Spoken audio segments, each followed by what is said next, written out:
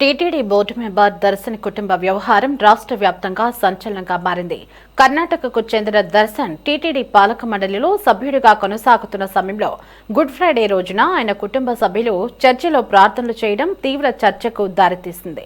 ఇటీవల ధర్మకర్తల మండలి అన్య మతాలకు చెందిన ఉద్యోగులను తొలగించాలని కీలక నిర్ణయం తీసుకున్న నేపథ్యంలో బోర్డు మెంబర్ కుటుంబ సభ్యులు ఇతర మత ప్రార్థనలో పాల్గొనడం తీవ్ర విమర్శలకు తావిస్తోంది.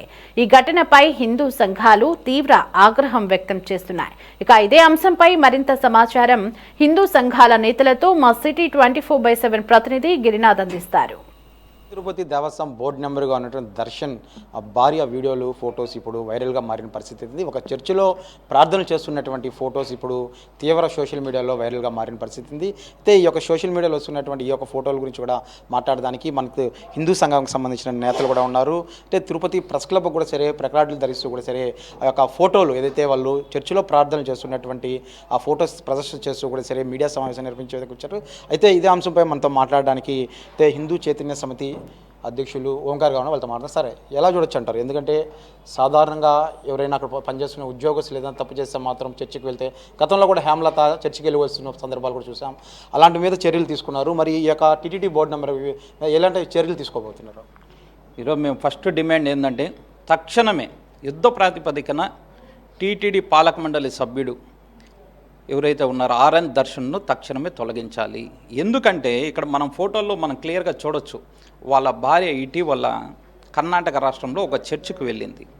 ఎలా వెళ్ళిందంటే నుదిటిన బొట్టు తీసేసి పాశ్చాత్య సంస్కృతి దుస్తులు ధరించి చర్చిలోకి వెళ్ళి మోకాలు ప్రార్థన చేసింది.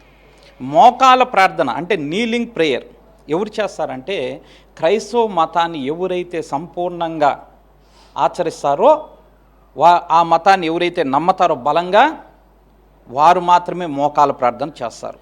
మరి మన హిందూ సాంప్రదాయంలో నుదిటిన బొట్టు ఎవరు తీసేస్తారు? మొగుడు చనిపోతే బొట్టు తీసేస్తారు. క్రైస్తవులు అయితే ఎలాగో బొట్టు పెట్టుకోరు. మరి ఈమె ఈరోజు క్రైస్తవురాలు కాబట్టే నుదిటిన బొట్టు పెట్టుకోలేదు, ఈ పాశ్చాత్య సంస్కృతి దుస్తులు ధరించింది, స్లీవ్లెస్. ఆమె చర్చికి వెళ్ళి మోకాలు ప్రార్థన చేసింది అంటే ఆమె క్రైస్తవురాలు అనేసి మనకి ఇక్కడ 100% అర్థమైపోతుంది. ఈరోజు టీటీడీ చైర్మన్ బిఆర్ నాయుడు గారేమో ఒక పక్కన టీటీడీలో ఉన్నటువంటి క్రైస్తవ ఉద్యోగస్తులను నేను ఇంటికి సాగనంపేస్తాను, వారు స్వచ్ఛందంగా ముందుకు వస్తే వారికి వీఆర్ ఇచ్చి పంపించేస్తామని చెప్తున్నారు. బాగానే ఉంది, దీన్ని మేము హర్షిస్తున్నాం. మరి టీటీడీ ఉద్యోగస్తులకేమో ఒక న్యాయమా, టీటీడీ పాలక మండలి సభ్యులకేమో ఒక న్యాయమా? మరి టీటీడీ పాలక మండలి సభ్యులు ఎవరైతే దర్శన్ గారు ఉన్నారో వారి భార్య ఇంత పబ్లిక్గా చర్చికి వెళ్ళి మోకాల ప్రార్థన చేసి వాటిని ఆమె స్వయంగా సోషల్ మీడియాలో పోస్ట్ చేసింది. ఇంతకుమించి ఎవిడెన్స్లు ఏం కావాలి? ఇదేదో మేము తీసుకుని వచ్చిన ఫోటోలు కాదండి, వాళ్ళే బహిర్గతం చేసుకున్నటువంటి ఈ ఫోటోలు. ఇంత ఆధారాలు క్లియర్గా ఉన్నాయి. మరి మేము ఈరోజు ఒకటే అడుగుతున్నాం, టీటీడీ ఉద్యోగస్తులు ఇంట్లో ఒక సిలువు కనిపించిన, ఒక బైబిల్ కనిపించిన వెంటనే చర్యలు తీసుకుంటారే.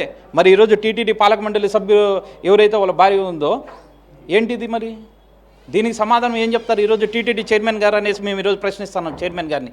అదేవిధంగా కూటమి ప్రభుత్వ పెద్దలు ఎవరైతే ముఖ్యమంత్రి గారు ఉన్నారో చంద్రబాబు నాయుడు గారు మొట్టమొదట తిరుమల క్షేత్రానికి వచ్చి తిరుమల నుంచి ప్రక్షాళన ప్రారంభిస్తామన్నారు.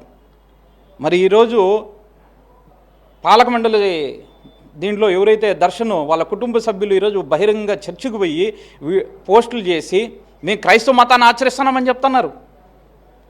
మరి ఏం సందేశం ఇవ్వాలనుకుంటున్నారు? కాబట్టి ఈరోజు చంద్రబాబు నాయుడు గారిని మేము ఒకటే కోరుతున్నాం, యుద్ధ ప్రాతిపదికన ఇలాంటి వాళ్ళని తొలగించండి. పాలక మండలి సభ్యులు అంటే ముందు వెనకాల విచారించరా? మీరు ఎవరిని పడితే వాళ్ళని తీసుకునేస్తారా? ఎవరు ఇతను అసలుకి? ఈ ఆర్ఎన్ దర్శన్ అనే అతన్ని మేము కర్ణాటకలో ఉన్నటువంటి విహెచ్పి హిందూ సంఘాలను అడిగితే అతను ఎవరో కూడా తెలియదు అన్నారు. ఏ రోజు కాషాయ జెండా పట్టలేదంట. అలాంటి వ్యక్తిని తీసుకుని వచ్చి ఏదో వ్యాపార రంగంలో ఉన్నటువంటి వ్యక్తిని తీసుకుని వచ్చి ఈరోజు మీరు పాలక మండలి సభ్యులు చేస్తే ఈ విధంగానే ఉంటాయి. ఈరోజు టీటీడీ ప్రతిష్టకు ఈరోజు ఎంత దెబ్బ ఇది? కోట్లాది మంది హిందువులు మనోభావాలు దెబ్బతినింది ఈరోజు. కాబట్టి ఇలాంటి వ్యక్తుల్ని తక్షణమే తొలగించాలనేసి మేము కోరుతున్నాం. లేకపోతే స్వామీజీలు హిందూ సంఘాలు అందరితో కలిసి ఆమె నిరాధ్యక్ష చేయడానికైనా మీరు సిద్ధమే. అయితే మీరు చెప్పండి స్వామి, ఏదైతే దీని మీద ఏదైనా ఫిర్యాదు చేశారు టీటీడీ చైర్మన్ కానీ విజిలెన్స్కి కానీ ఫిర్యాదు చేశారు ఇప్పటివరకు? మేము ఈ యొక్క కార్యక్రమం అనంతరము చైర్మన్ గారికి కానివ్వండి, అక్కడ తిరుమలలో ఉండేటువంటి జేఈఓ గారికి కానివ్వండి, అధికారులందరికీ కూడా మేము తప్పకుండా ఫిర్యాదు చేస్తాము. మేము కోరేది ఒకటే, సనాతన ధర్మానికి మూలము మన యొక్క టీటీడీ పాలక మండలి.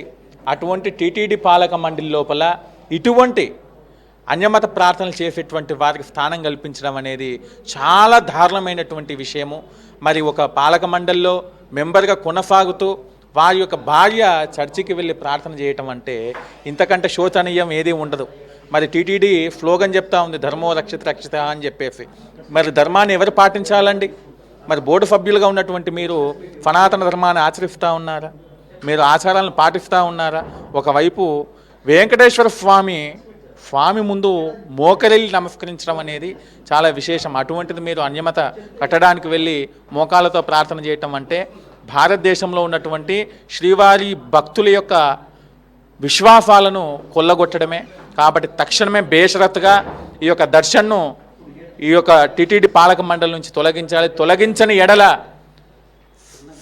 హిందూ సంఘాలు, స్వామీజీలందరూ కూడా ఆమరణ నిరాహార దీక్ష కూడా చేస్తామని చెప్పేసి తెలియజేయటం జరుగుతూ ఉంది.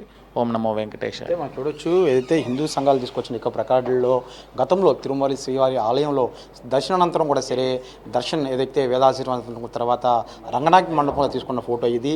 ఈ యొక్క ఫోటోకి మనం చూడొచ్చు, ఇక్కడ ఆమె చర్చికి వెళ్ళినటువంటి ఫొటోస్ కూడా ప్రదర్శిస్తున్న పరిస్థితి కూడా కనిపిస్తుంది. ఎందుకంటే దేశ నలుమూల రాష్ట్ర వ్యాప్తంగా కూడా సరే శ్రీవారి భక్తులు అయితే నిత్యం స్వామివారిని గోవిందనామస్వరంతో కోరుకుంటుంటున్నారు. ఈ నేపథ్యంలోనే ఒక చర్చికి వెళ్ళినటువంటి బోర్డు నెంబర్ని వెంటనే తొలగించాలి. భార్య ఏదైతే బోర్డు నెంబర్గా ఉన్న సమయంలో చర్చికి వెళ్ళిందో ఈ యొక్క ఫోటోలు వైరల్గా మారిన నేపథ్యంలో వెంటనే తొలగించాలి.